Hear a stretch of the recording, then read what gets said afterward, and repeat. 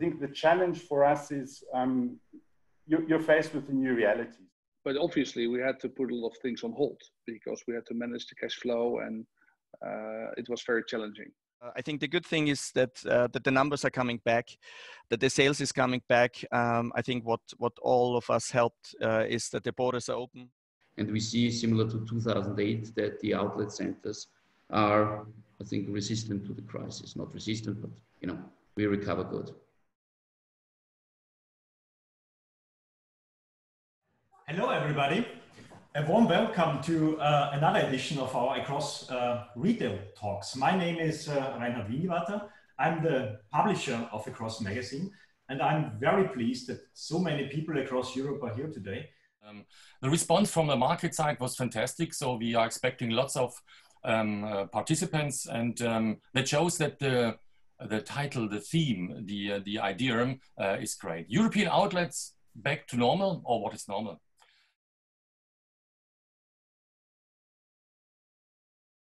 Can say is that after the crisis, I think the outlets all over our portfolio, all over Europe, recover quite well. So we see really good improvements and good sales now. What we've seen is the longer the centers have been open, the more the footfall has come back. So, the centers that opened the first in Germany and Poland, they're in a good position now.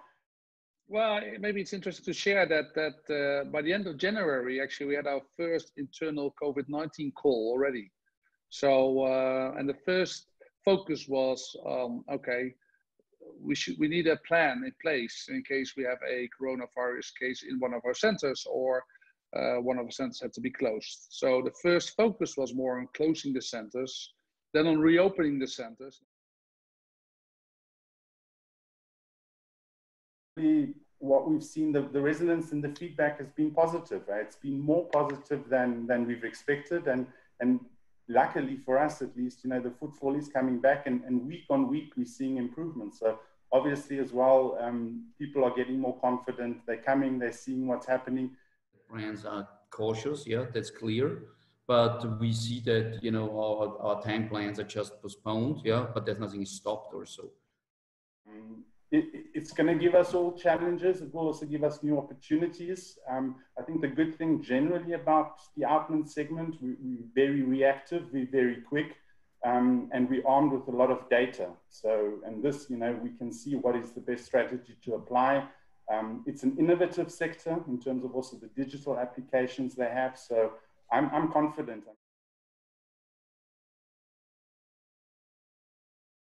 Something in the back why outlet centers have recovered so fast. Therefore, I would love to touch and discuss with you about the success factors in general from outlet centers. I think it's all about engaging with the customer at the end of the day and what they're looking for. Well, it's very important to stick to the concept, yeah, to the clear USP that you have, great brands for great prices. Yeah, I think this is the minimum requirement for the customer. So on the one hand, it's a bargain hunting, is get great brands for great price. But the other hand, the whole environment, the way, how the food developed a lot in the last years in the outlet business. So a lot of innovative concepts have been brought to the outlet.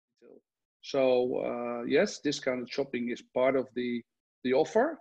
The retail mix, the brand mix is part of the offer. But I think you have to go a step further to really make a difference for the consumer and the guests who have a choice where to shop.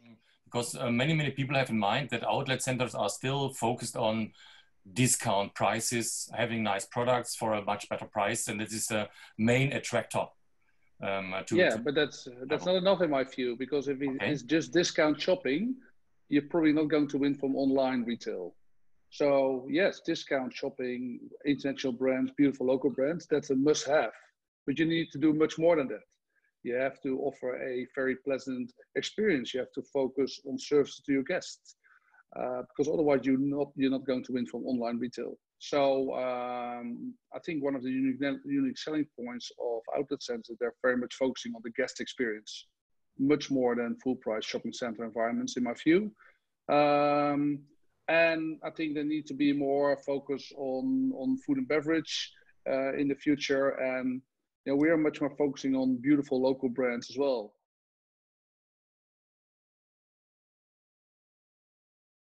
It's It starts with real estate. It moved into retail, and I think it's more and more a kind of an entertainment business, where we are in the outlet industry.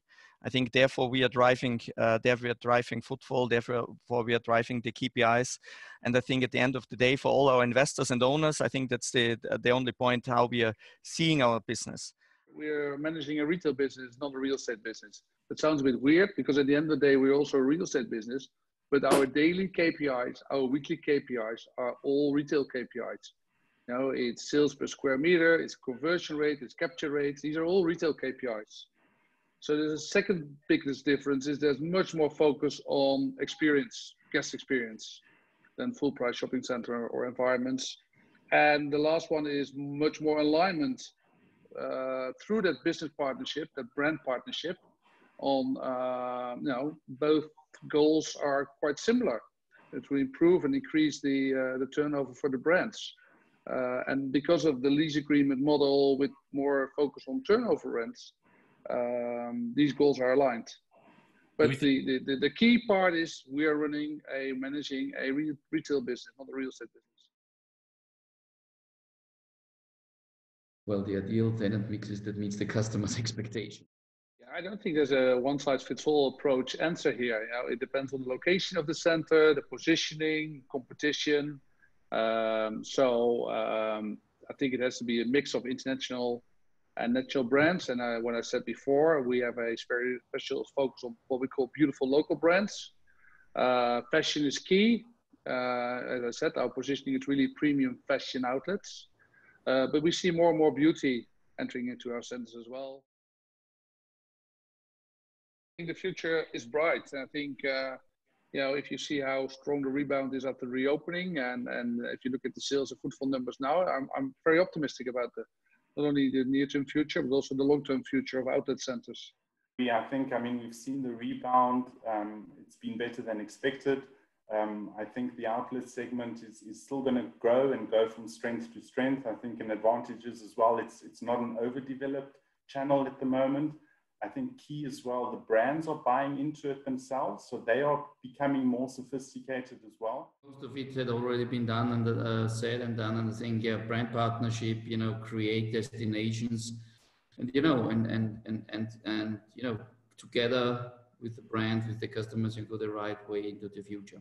We all have to listen what our customer wants and what they expect from the retail industry. And I think we're really moving into this digital world. We all know the sales online is growing, and therefore we need to drive this destination shopping. And I think we have so many customers driving more than an hour to get into an outlet center. And I think there is a reason for it. So that means that we all do it right. But at the end, I think we have to learn. We have learned 25 years, and we are still developing and changing and moving forward. And I think this kind of entrepreneurship we had in the beginning, we need to think about how the future will look like in the next 5 years, the whole retail industry. So there are a lot of changes, and I think we need to be aware of that. And this will support all of us. And I'm really convinced that we're on the right way. Absolutely.